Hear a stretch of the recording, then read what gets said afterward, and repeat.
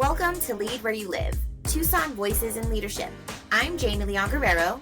And I'm Raysun Frost. This podcast is all about real people leading with heart in our community. We believe leadership isn't about titles, it's about action. And Tucson is full of people making a difference in big and small ways. Join us as we chat with inspiring voices who are showing up, stepping up, and shaping Tucson's future. Let's get into it. Hello. Welcome to Lead Where You Live podcast. And today we're happy to welcome Lovely Ganthier with us today. Lovely. Hi, Jamie. Hi, Raysun. Hi. Lovely Ganthier is the senior staff accountant at United Way of Tucson in Southern Arizona, where she supports financial stewardship for community impact. She is also the founder of Team Right Taxes and Notary Services, helping individuals, entrepreneurs, and nonprofits cut taxes, build wealth, and access convenient notarization. Lovely serves as treasurer of the NAACP and on the board of IMU 360, championing financial literacy, equity, and opportunity. Her motto is blessed to be a blessing. Welcome, Lovely. Thank you. I'm so happy you're here. Me too.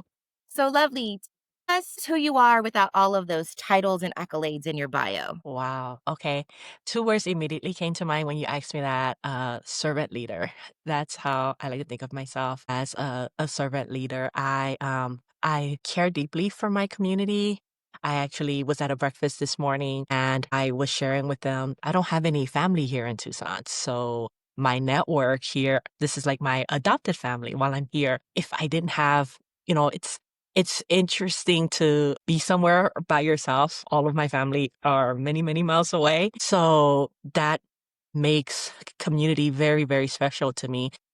I'm from the Caribbean originally, so I'm very used to, neighbor, watching out for neighbor and that community vibe of living on and being on an island. So the fact that Tucson is like that, where people really care for each other, is something that really allows me to resonate with the community here. And so I love being a part of that and taking responsibility to be an active participant in that. And then just serving, it makes me feel so good to serve and know that I've made an impact, even if it's something minimal, but I made an impact in somebody's day or somebody's life. So servant leader that's just who I am. I love that. That's I totally relate to being here in a place without family. It's interesting, but you really I have so much chosen family. In the 14 years that I've been here, they're my family. I don't not by blood. So I get it. Also from an island. So that's why I love you. And we just learned, actually, you're the second in a row financial advisor we've had on. And she actually utilized a word that I think you would enjoy. And she called it framly. And so friends, family. I love it. So yeah, that's exactly what you're describing. Yeah. So, it's so awesome that who you are coincides with what you love about being here. So aside from the place and your friends that create the community to support you here, tell us a little bit maybe about where your name itself comes from. Whether your first or last name or both. Most people are very curious about my first name, so I'll start there. I will visit my last name and just say that it is French. I get asked that all the time. Is it French? Yes, it is. My first name stems from my family's belief in the power of the spoken word, that when we speak, we generate energy, we send out vibrations. Also, it says in the Bible that life and death is in the power of the tongues. Words carry power. It carries vibrations that we may not see, but that go out there and they create effects. So I'm a daddy's girl. And it's so funny because we were talking about this morning and I said, I feel like my dad gave me an advantage in life with my name, but it was one that I don't know that I fully appreciated and embraced until I was fully an adult. Because as a child, you want to fit in. So I was always so different and I could not fit in. But now I embrace that because people are always going to remember me, because of my name. And then also, too, my name being Lovely, as soon as you say the first syllable of my name, I believe, and my family's named me that because they believe just in the act of doing that, you have inadvertently just created more love in the world just Mm. by saying my names. This morning, I was being teased because someone said, it's almost impossible not to like you because how do you say something bad about, lovely? Like, I just can't stand that girl. Who? Lovely. Like they were trying to say it and they couldn't help but smile. And I said, well, if just saying my name allows me to bring smiles to people, then I have done my job. My father, he was actually very strict with me on my name. I like to pout when I'm unhappy.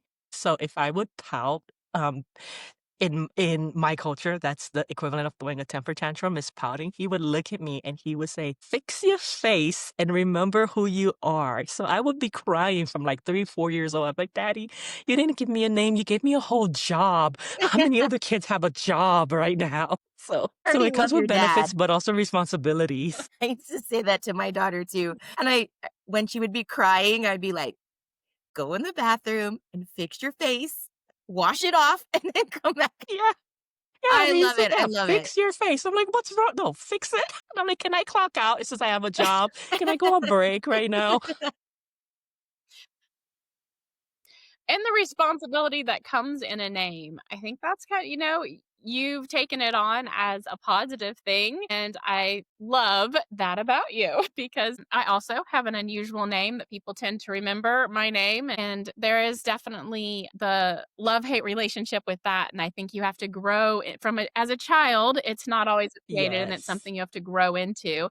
And it sounds like you have done that wonderfully. Yeah. Yes, it is a process. So lovely. Aside from like the community that you've built and come to love here in Tucson, do you have like a favorite place that you love where you like here that you like kind of love about living here in Tucson? Is there a place or thing or just other than community? What's special about Tucson? My special place is Tumamoc Hill. I love hiking it, and not just for the exercise that it is. For me, it's almost like a spiritual walk. I'm like walking past and I'm looking at the cactus. Each cactus has like a little special significance to me. I'm seeing all the people. You see all kinds of different types of people. And I go up there, I have a moment to myself. I'll pray along the way. I'll pray when I get to the top. It's my time to connect with me. Sabino Canyon is also very beautiful, but I don't know. There's just something about Tumamoc. Maybe I don't know if it's the steepness, the fact that, you're like maybe 5 steps in and wondering what did you get yourself into? But even that is a little bit of what makes it special to me. Like every step you're fighting for and you're almost like, just that desire to turn around and give up because the closer you get to the top, the harder it gets, but also that resilience, and the way that I have to talk to myself to get myself through it. Yeah. I do not like that hill. I'll climb and hike and backpack. I love that. I do. But that hill, I feel you on the like, I don't even know sometimes why I show up to go do it. But then at the end, I'm just like, yes, I did it. And then like I'm so happy, but like that's a hard one. Yeah. And Yeah. I think to do it I avoid it. repeatedly to do it repeatedly also, I think is a whole 'nother challenge in and of itself because I think that, like, sometimes, like, it's like running around a track, like, you're repeating the same torture out of choice every single time.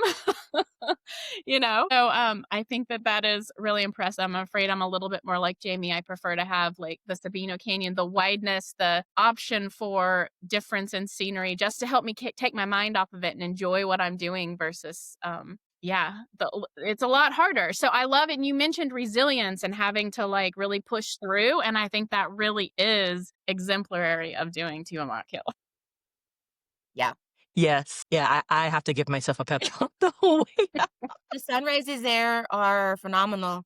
Like Mhm. sunrise, Oh, sunset yeah. too. I've been there for a couple sunsets. Beautiful place to Yeah. watch. So I love that hill. You're you're my hero when it comes to hiking. So I'm like like I look at your posts and all the different places that you've hiked. If I could be Jamie for a day, we're going hiking. Man, it's hard. I don't like climbing. So you'll hear me say that I don't like anything if there's climbing, but I'll go back and self-inflict pain all the time. For a reward at the end or along the Mhm. way. All right. Awesome. Mhm. Love, tell us, you've already told us a few secrets that we may not have didn't know about you, but is there something else that most people don't know about you that you'd like to share today?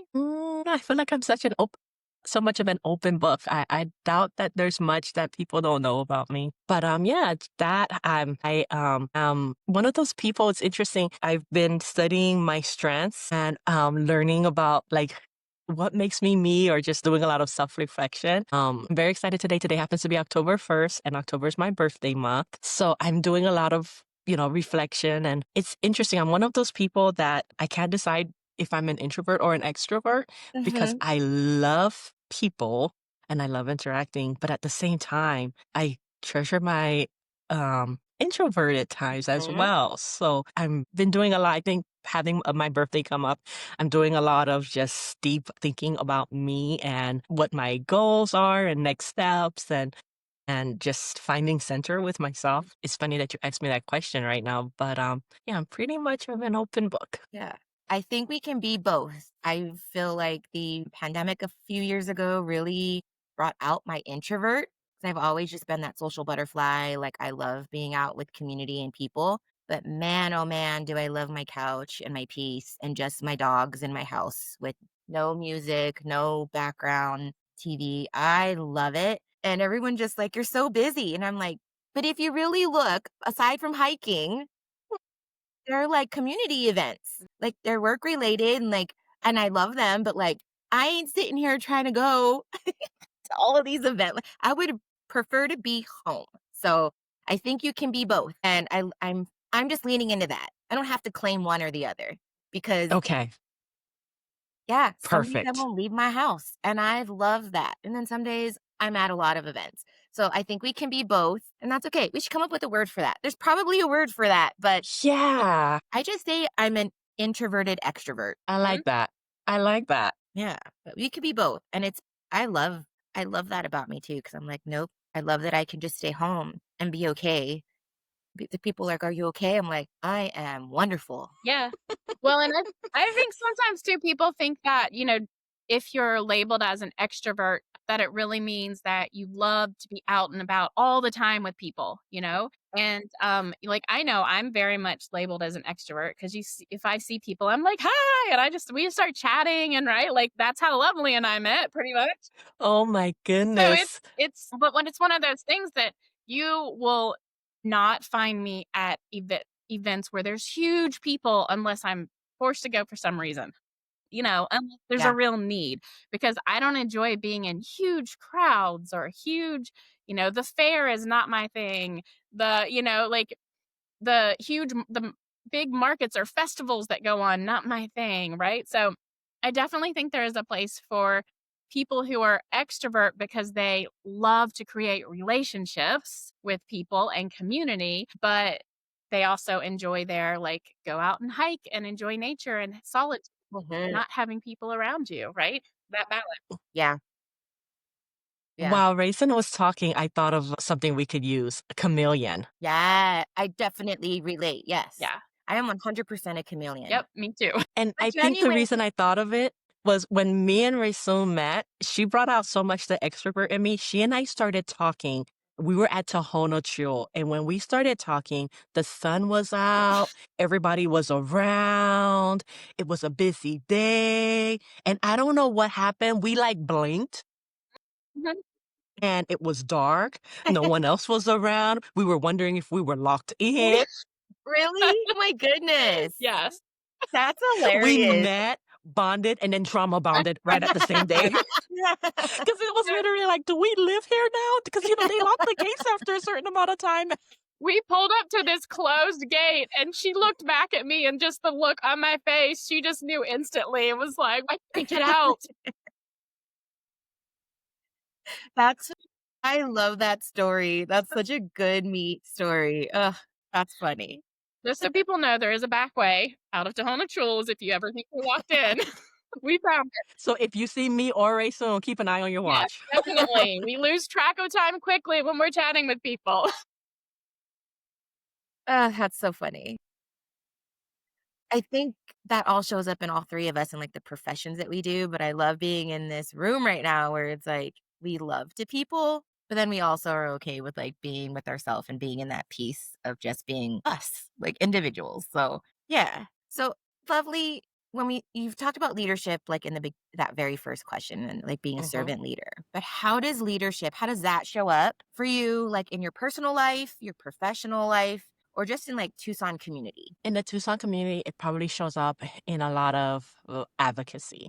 You mentioned earlier, I sit on the board of IMU 360, and that entire board, we're all about advocating for the underserved youth that we serve in our community. I'm also right now the chair of the advocacy committee for the League of Women Voters. Oftentimes, people are coming to me with different causes that they care about, and I'm looking to see if I can find a policy but on which we can do some work with them on it. So advocacy, and to me, advocacy is more about standing up for and protecting my community. I was having a conversation earlier about what order were you in, like the birth.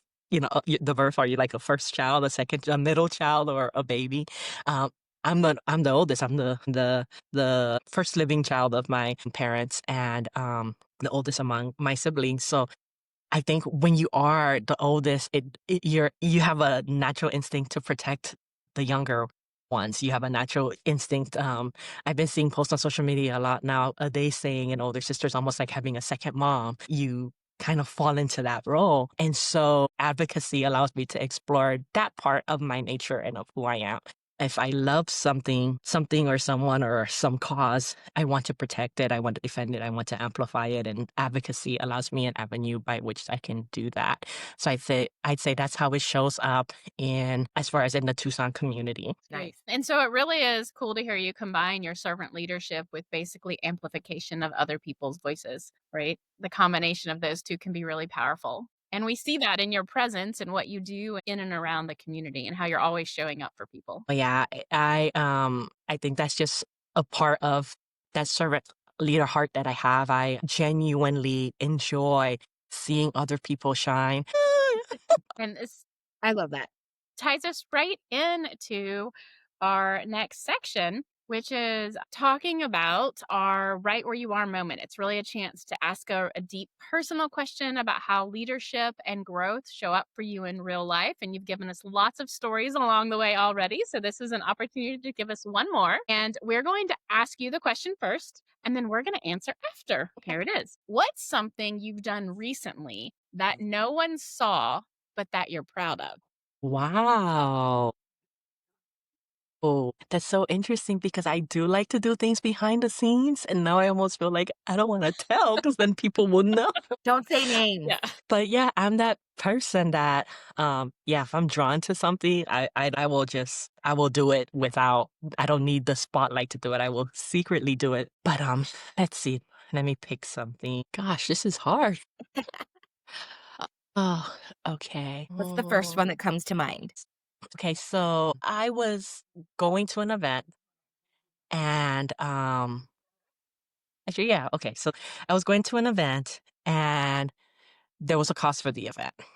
And Jane Watermelon wanted to go as well. And I wanted her to accompany me because I knew it'd be more fun if she was there. And I knew she'd get a lot out of it. So I said to her, if you can afford half the ticket, I'll send you half the money right now. But you got to come up with the other half. And then you got to make sure you come. Deal. I Zelled it. She showed up. We had an amazing time. I think this is one of the reasons that this story popped up after struggling with the other one, was the amount in question was not a huge amount, but I gave it, I Zelled the money, and then I went to sleep. It was like at nighttime we had this conversation, and I was just like, just here it is. I went to sleep. Good night sleep. I wake up the next morning to the sound of my phone buzzing because I'm getting a text message. And the text message was a client sending me a message letting me know that not only had they paid their invoice, they gave me a tip. And I'm an accountant, so most people don't really tip their accountants, but this was someone that was so excited they gave me a tip. And the funny thing about it wasn't the most like excited, happy-go-lucky client where they're happy, they're doing a good job. It was someone that was, their personality was more difficult. It was just like, oh my gosh, they just can't seem to be happy no matter what I do. And literally I was thinking to myself, am I going to have a difficult time getting the invoice paid? So to wake up the next morning, and not only did they pay me, but they tipped me was great. But here's the best part, what really makes the story stand out and will be one that will never forget. The amount that they tipped me was exactly about 10 times what I gave the night before. So it was almost like I believe strongly in giving, and I will call giving sometimes a tithe, like from the Bible, like giving a tenth. So literally what I gave became a tenth of what was given back to me. So like just the fact that that number and the fact that it was unexpected, like literally I said to myself, I believe that this happened because of what I did the night before. Because, things have a way of coming back. Some people call it karma. Some people will say the universe, but I will say whatever you want to call it, it's a principle that is real. I gave this out. I was happy to give it out. I went to sleep. I wasn't thinking about it. I wasn't worried about it. But literally, if she never said thanks, like I got a repayment or a thanks, just like even outside of her. And I shared it with her. And then a couple months later, she was doing better and she decided to pay me back anyway. So I won like twice. Yeah. Yeah. But what made me so excited about it was the I'm using the word coincidence, but I 100% believe that it was not coincidence how the numbers lined up like so exact. So it was so funny because later when she paid me back, I almost felt bad to take it because I was like, I already got like I was paid back the next day. But then also too, it was a total surprise because it wasn't even like the invoice wasn't even due yet. It was just I was like, and then I guess you learn too, you can't always gauge people by the way that they're acting. Not everybody's gonna be like, hey, yes, I love what you're doing. So people are gonna complain whether they loved you or not. But just that it came from that person who I was already kind of like feeling nervous about. And then the numbers, like the way the number, like to the T lined up, I was like, this is awesome. That's your accountant math brain Yeah. that's just like, To the penny, to the penny, Jamie. I can see the excitement in your brain, like How the when you see the numbers line up, numbers, yeah. like, yeah. I wasn't even looking at them and I'm calculating, oh, this is exactly 10%. Oh, goodness. This one is hard. This is probably one of the hardest ones we've had, Well, I'll Jason. go next if you want me to. Um, Yeah. because maybe this is anyone else who's a parent of teens out there will probably go, oh, yeah, because what I have done recently that I am proud of that no one saw is that I hold my tongue a lot. That is hard. And, the teens don't see, and I'm not perfect. There are plenty of times when I get the spousal, like, hey, zip it, teen moment going on here, just let it pass. But I hold it a lot more than I ever would have previously. And that is something I'm actually proud of that I'm learning to not say things to my kids. And it's a very difficult transition. So a little bit lighter moment there, but it's. It's just it's just such a phase and it becomes really important for you to say less. And I love to talk. So that's hard. I don't have kids right now, so I'm taking that, I'm writing it down. This is like my words of wisdom for later, because I can just imagine how hard it is to let go and let them adult and make their Mhm. mistakes. You're really, when you choose to have children, I've only had one and she's going to be 30. So it's been a long, long time since I've had to deal. But even in her adulthood, it still gets difficult. But I do know that piece of just kind of like choosing your battles. You can be like strict. I grew up in a very strict household, very regimented, and like having to unlearn that and just kind of like let her mess up. And how man, and then they turn into these wonderful human beings. Like she's a better mom, a better human. Like they're great. So Yeah. times are rough sometimes, but the holding your tongue is really hard. I struggle with that in daily life. Right? It shows up in leadership too. I just find it easier in professional environments because I'm more likely to take a pause than with it when it's someone that you're really close to. I find Mhm. it's harder to take that pause. Yeah. I think for That's true. me, I'll share. This one, I kind of vague posted about it on my Facebook the other day. I was in a space that was supposed to be this like really empowering room full of women. And I kind of witnessed someone being, I don't know them, so I'll just share. So the incident was at a conference, and I was, like our spinner pens that we gave all the GTLers. We've learned, like, science says like a fidget toy is good for like Mhm, ADHD, neurodivergent, mhm. just helps you focus and pay attention more. Doesn't whether So they're good for you, right? I mean, I have one on my phone that's a little rubbing thing so I can and it tells me to inhale, exhale. But I had someone at my table had one of those and was spinning a spinner pen. And every once in a while if you spin it really hard, it makes like a zzz Mhm. noise. Mm. Very like it someone literally turned around and was the words that this woman used was, "Can you stop that? It's freaking me out." And I knew this woman and she put it down, which made me furious because, like, my holding my tongue, I wish she had that because, like, I would have been like, no, like, mind your business. But she put it down, got another fidget toy that didn't make noise. But the interaction in the moment that I witnessed it, just the words she used and the way she said it, triggered me like physically and emotionally. And I had to like regulate myself. Like the whole session, I was like feelings, like I just like as an advocate, right? And just that was not okay in this room, especially. So afterwards, there was a break, and she sat back down, and I remember just going up to them, and I just kind of tapped her on the shoulder, and I was like, I'm gonna help this learning moment for me and her, because like I'm still physically bothered, but I was just like, hey, are you open to some feedback from me? And she said, yeah. And I was just like, hey, so I'm not sure if you know, but like fidget toys are good for like neurodivergence, ADHD, like just helping people focus and pay attention. And just maybe next time, be more patient. And I use the word kind, be patient and kind the next time you see someone with one. And her words were, I thought I was kind. She was very hoity toity and I was very, very mad. I was just like, it brought all of it back up. And all I could end with was, no, you weren't. You just told her to stop. And then she just did like this little like nod. I was like, oh man. So like, I'm proud of it. Cause like no one saw me do this, like, unless they were like, it was personal, but I was proud of myself because one, I don't like conflict. If it were me being asked to stop fidgeting, I would have probably done the same thing, but hoped I had a lovelier race in there to like advocate for me if you knew I needed these things.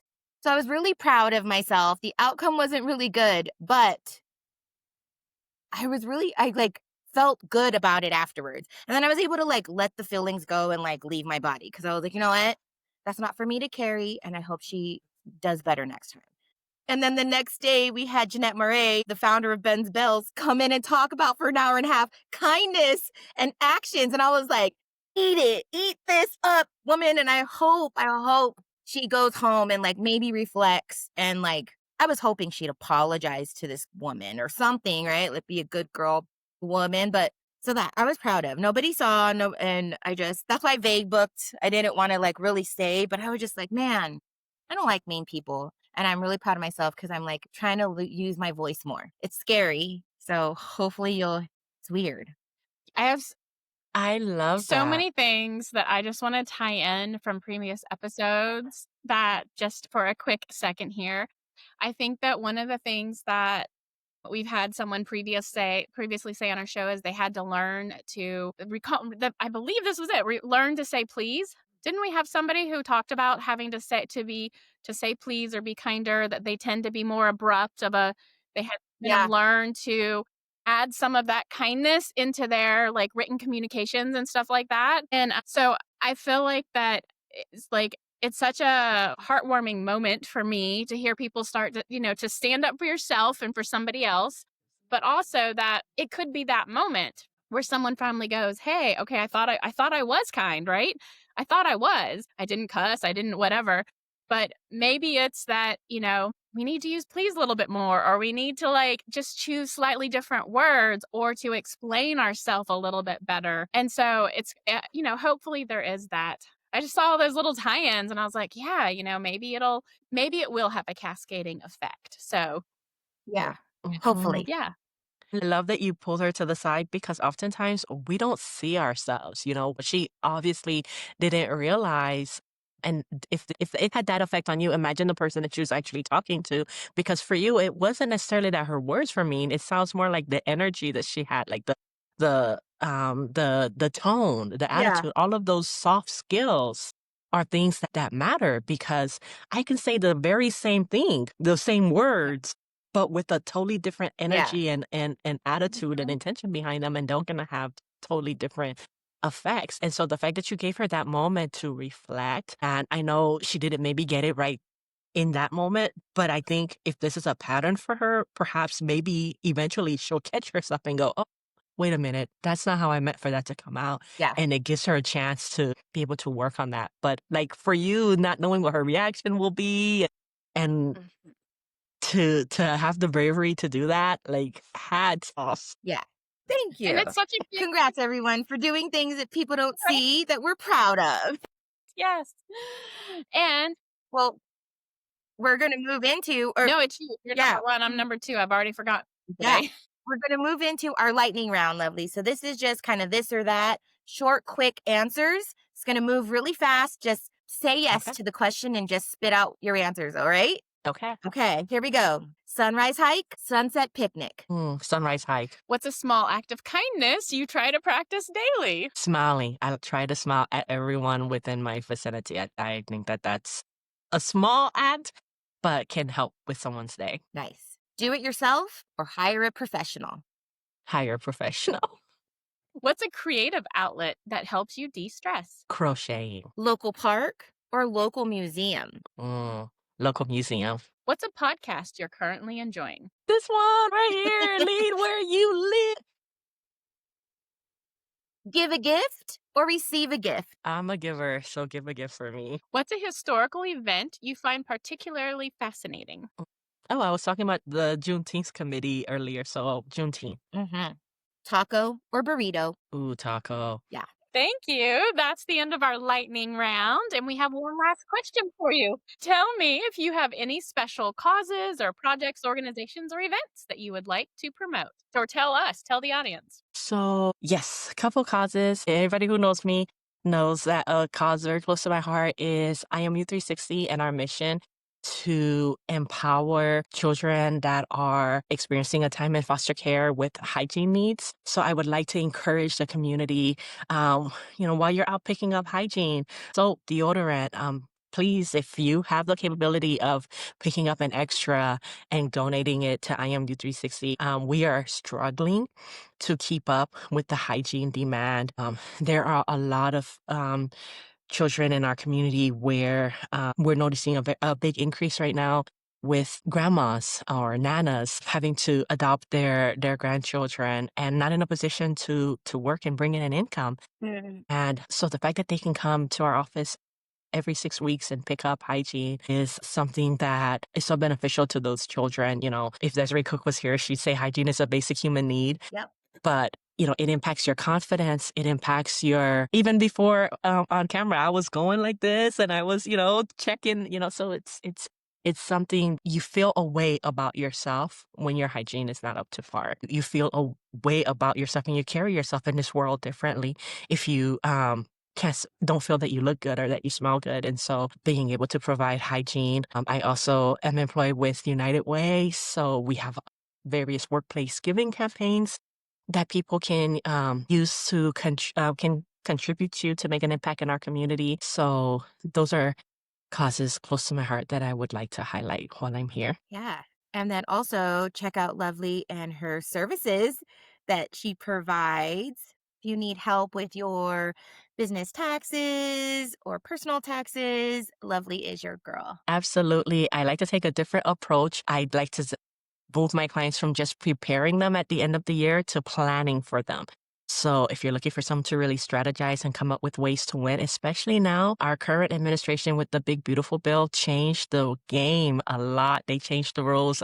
Like this has been the biggest change to the tax code that we've seen in a very long time. And I find that oftentimes many people complain or are upset about the downsides of it, but there are also upsides of it and ways to take advantage of it. So there's always a way to win. And I like helping people win. So. Beautiful. Well, yeah. Thank you so much, Lovely, for being a guest here on Lead Where You Live. We were so happy to have you join us today. Thank you, both of you. This was really fun. Thank you. We all enjoyed it. It's been great. That's a wrap on today's episode of Lead Where You Live. We hope you're feeling inspired by our guest's story and the impact they're making right here in Tucson.